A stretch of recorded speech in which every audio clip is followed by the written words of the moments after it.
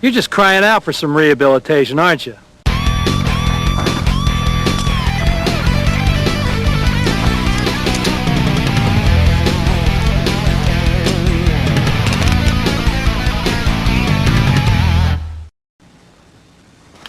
Well, I do believe I got me my first UFO capture.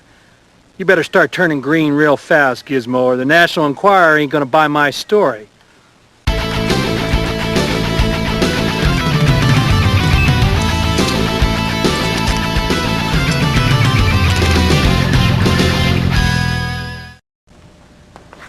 Congratulations.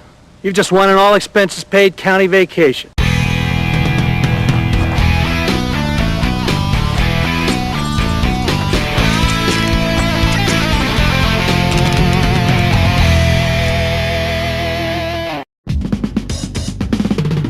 Okay, cameras are ready and rolling.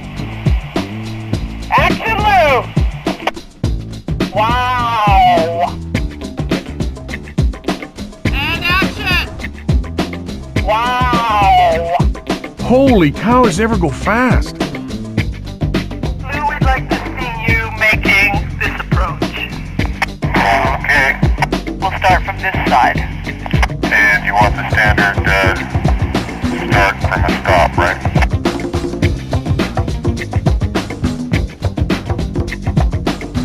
Just keep moving back and forth and you get to the side of the car. Once we go to the back behind you.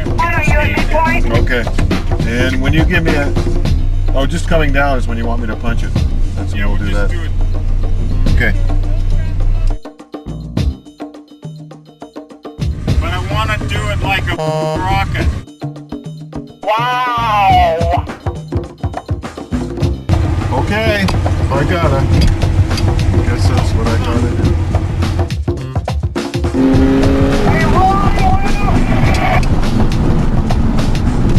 What do you mean am I rolling?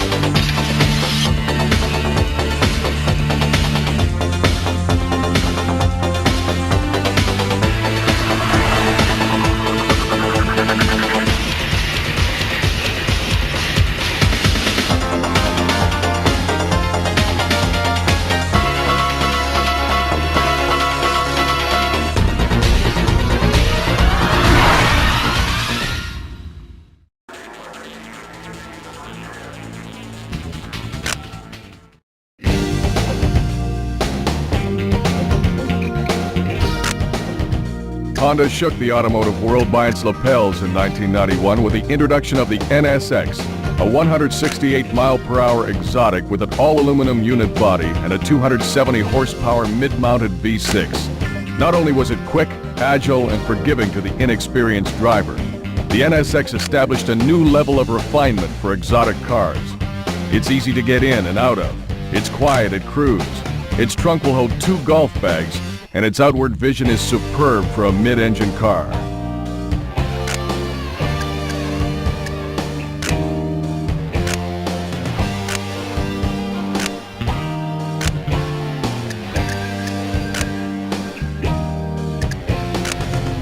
Honda ekes 270 horsepower out of its 4-cam 3-liter V6 using such pricey metals as aluminum and titanium, and its ingenious VTEC system, which employs 2 distinct camshaft lobe profiles to get both a smooth idle and excellent power at high RPM. The result allows this V6 to pull melodiously to 8,000 RPM, making smooth power without the vibration and commotion you'd associate with some cars in its class. With the exception of a steel crossbeam that supports the steering column, the NSX's structure is composed entirely of aluminum extrusions, stampings, and castings.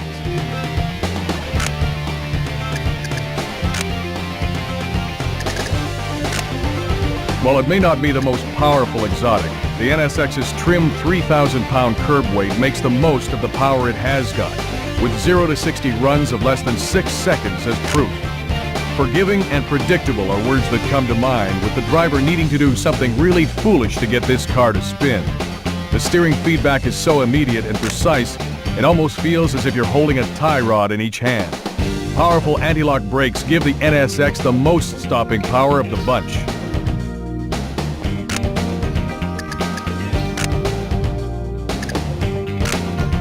Honda, already famous as the world's biggest and most successful motorcycle manufacturer, displayed its first road car at the 1962 Tokyo Auto Show, a small roadster with an air-cooled 4-cylinder engine. At about the same time, Honda's Formula One effort was hitting full stride. It peaked when Richie Ginther drove the shrieking V12 Honda Formula One car to victory in the 1965 Mexican Grand Prix. This was just a taste of things to come, as Honda's competition record in Formula One during the late 80s was unmatched. Their technical leadership in the design of both V10 and V12 engines earned them numerous victories and a reputation for building some of the most advanced racing machinery to date. It was a logical next step to enter the exotic car market by playing off its strong reputation in Formula One. In preparing to build the NSX, Honda constructed one of the most technologically advanced manufacturing facilities in the world in Tochigi, Japan. In 1991, this plant started building the NSX, the world's first series-produced sports car with an all-aluminum frame and body.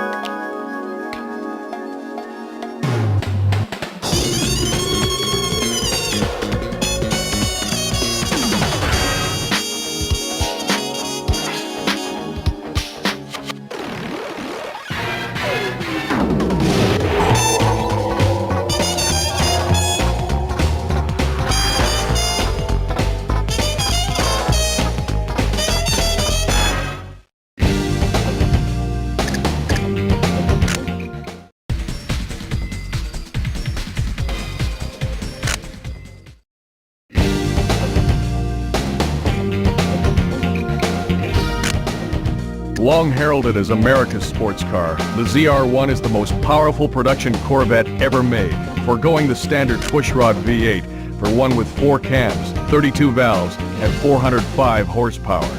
The ZR1's LT5 engine is a multinational effort, with engineering assistance supplied by England's Lotus, and assembly carried out by Mercury Marine in Stillwater, Oklahoma. Final assembly of the entire car is performed where Corvettes have long been built, in Bowling Green, Kentucky.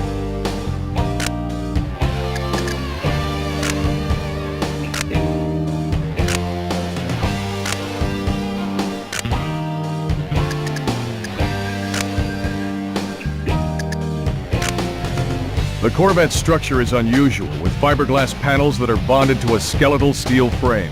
This structure exhibits some flex, which takes away from the feel of precision. But tires, brakes, and suspension geometry are all so good that this is more of a subjective demerit than anything else. The ZR1 6-speed transmission has an extremely tall top gear for relaxed cruising, and cockpit adjustable suspension damping makes those longer journeys more comfortable.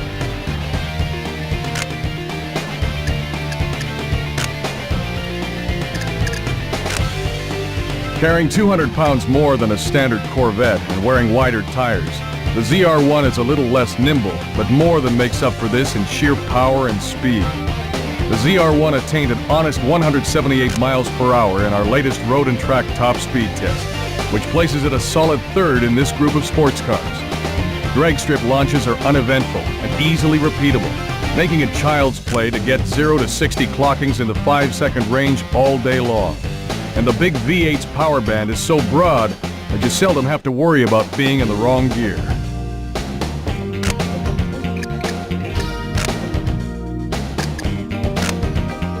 Chevrolet introduced the Corvette in 1953 as the all-American answer to the very popular British roadsters of that era. Named after a sleek and fast Canadian submarine chaser of World War II, the first Corvette was fitted with a fiberglass body and the Blue Flame pushrod inline-6 engine. Although the fiberglass body and front engine rear drive configuration have become integral components of the Corvette's design, the body shape, engine, and chassis have seen much change over the last 40 years. In 1990, Chevrolet launched the ZR1 project with a mandate to build a supercar that would compete with Ferrari, Porsche, and other European sports cars. Though the last of the 6,938 ZR1s rolled off the production line on April 28, 1995, the ZR1 remains one of the fastest and most powerful production cars in the world.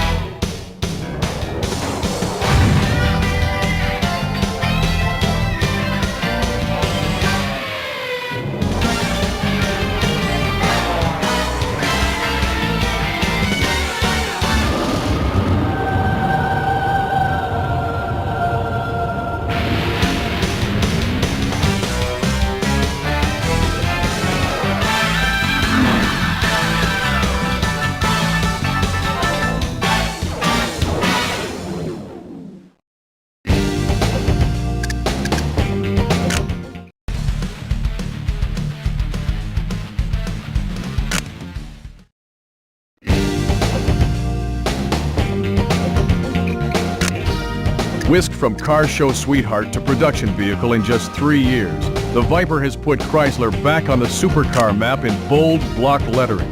The approach is brute force rather than finesse, as the Viper is really a car built around its engine, a thundering 400 horsepower 8-liter pushrod V10. Pampering its driver is not part of the equation. The Viper has side curtains instead of roll-up windows, a rudimentary fabric top, and just the basic controls and gauges.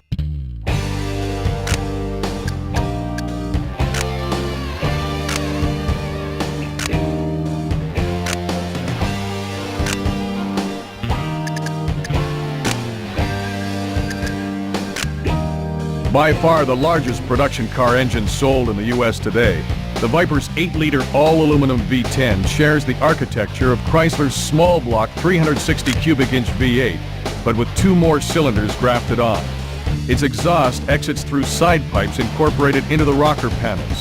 The Viper's construction follows race car practice, with a square-section tubular steel frame, tubular double wishbone suspension with coil-over shocks and plastic bodywork.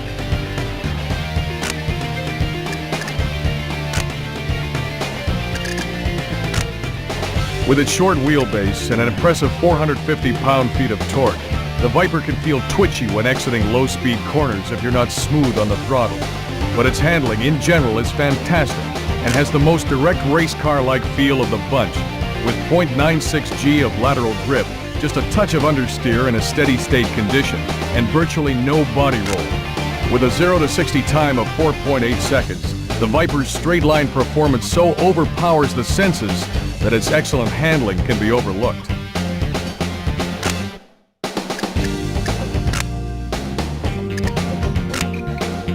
Although claimed by some to be Chrysler's first true two-seat sports car, the Viper is based on the history of sports car designs dating back over 40 years.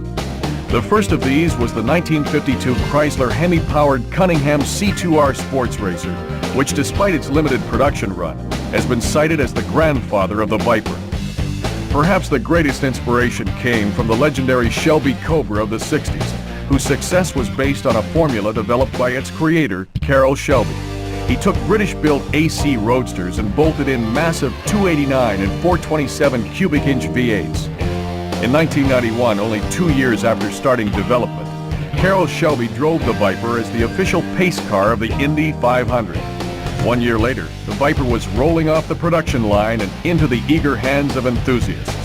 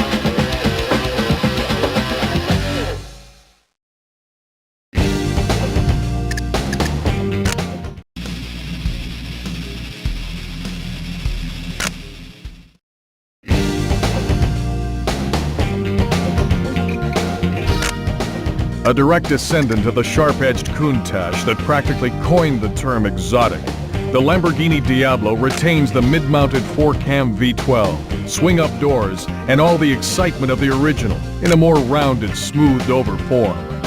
Look closely and you'll see slightly larger engine air intakes and brake ducts that are the distinguishing marks of the VT, the all-wheel drive version of the Diablo. Never before has a Lamborghini put its power to the ground so efficiently.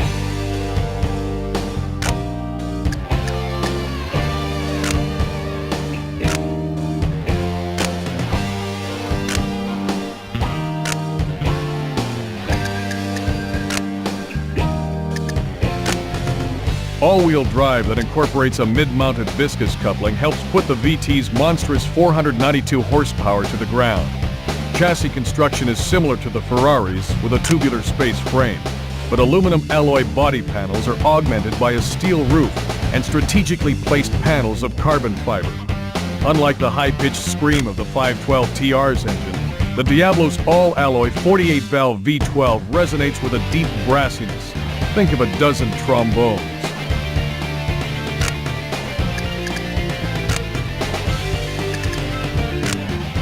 With its all-wheel drive system configured to drive the front wheels only when the rears start spinning, the Diablo VT retains its rear drive character, but with an extra margin of stability. Although aggressive use of throttle can still bring the tail out, power oversteer is much milder than the standard Diablo, and power can be put down sooner. With the capability of accelerating to 60 miles per hour in less than 5 seconds and attaining the fastest top speed of the group at just over 200 miles per hour, the Diablo VT is a formidable presence on either road or track.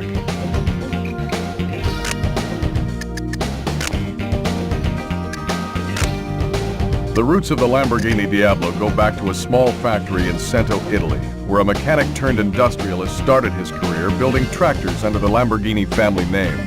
Ferruccio Lamborghini's passion for exotic cars eventually changed the focus of his mechanical and entrepreneurial energies. And in 1964, the first Lamborghini production car was brought to market. Called the 350 GT, its hood emblem depicted a charging bull, a reference to Ferruccio Lamborghini's astrological sign of Taurus. The Muro P400, a V12-powered sports car named after a Spanish breed of fighting bull, sent other manufacturers back to the drawing board with its mid-engine design. Although well received and often cited as the most beautiful Lamborghini ever designed, the Miura was replaced by the Countach in the mid-70s. Despite a difficult gestation period, the Countach became one of the most highly revered and sought-after true exotics.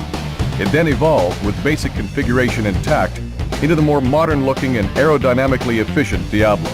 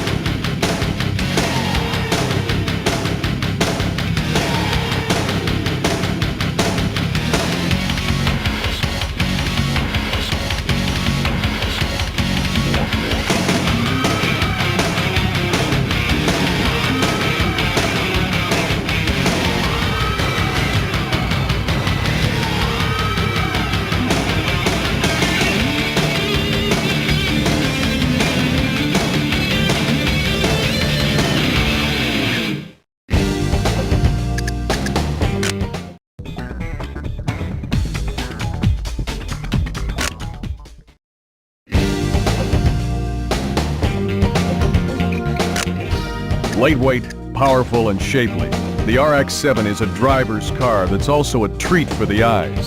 The world's only Wankel-powered sports car boasts 255 horsepower and a curb weight of just 2,850 pounds, making it the lightest of the group. This power-to-weight ratio generates forceful acceleration and an extremely nimble handling feel. The RX-7's cockpit wraps tightly around 2 occupants, with room under the rear hatch for just a weekend's worth of luggage.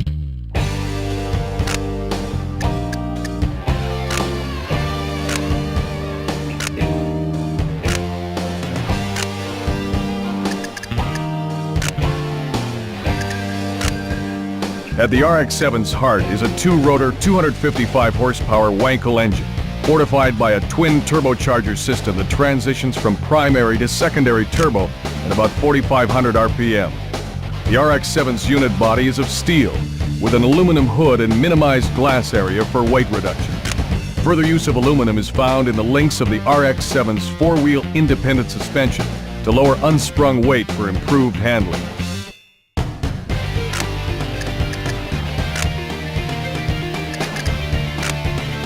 Wheel hop off the line hinders drag strip starts, but once underway, the RX-7 is explosively fast. The transition from primary to secondary turbo operation is hardly noticeable. Handling is extremely responsive, and with 0.94 G of lateral grip and only slight body roll, the RX-7 is second only to the Viper in its race car-like feel. Stopping is equally impressive, with 11.6-inch rotors front and rear, although this ABS-assisted sports car doesn't quite achieve the braking brilliance of the NSX or Porsche.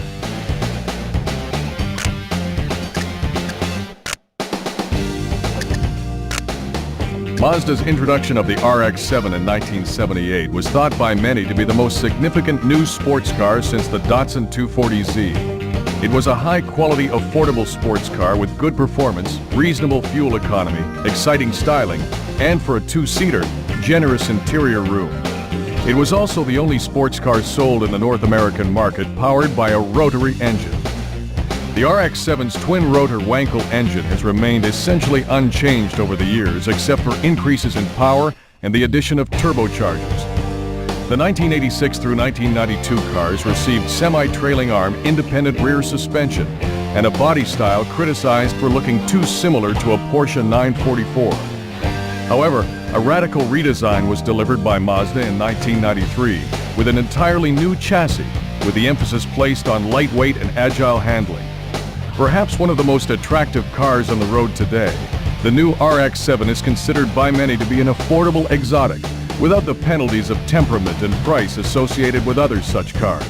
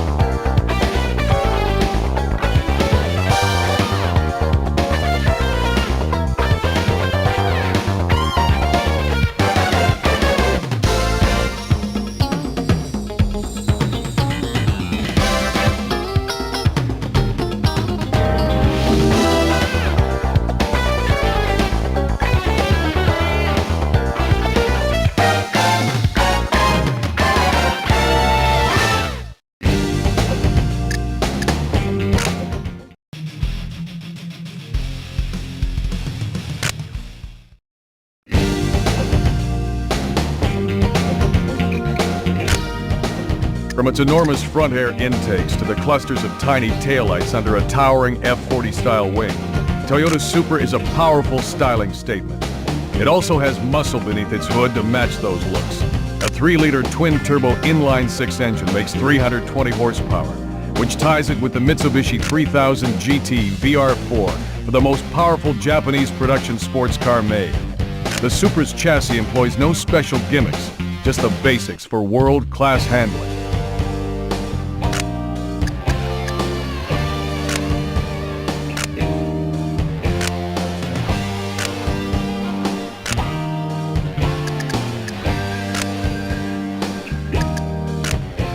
Like all the Supras before it, this version uses an inline-6 with a cast-iron block and aluminum head.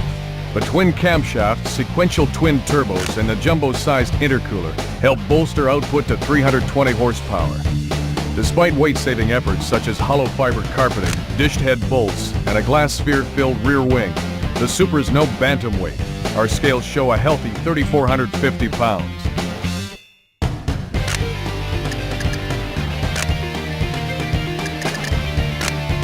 Defeat the standard traction control, and the Supra will take you to 60 miles per hour in a torrid 5 seconds flat, helped by a slick shifting 6-speed with throws as short as a Formula Ford's. Tremendous grip and extremely predictable handling manners make it easy to extract the most from this chassis, putting it near the top of the group for overall handling and control. But be careful when exiting tight corners. The tail can and will come out under power.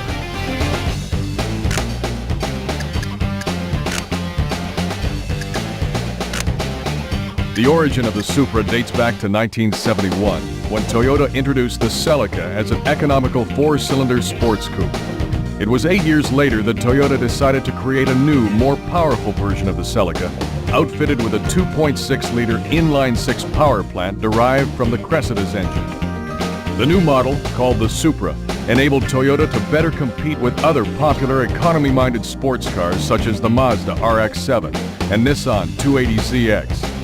The Supra underwent rather conservative body style and mechanical changes through its next 2 generations. But in 1993, Toyota unveiled a radical redesign. The new Supra Turbo's performance capabilities put it at the top of the pack of Japanese production sports cars, and squarely in contention with Europe and America's best.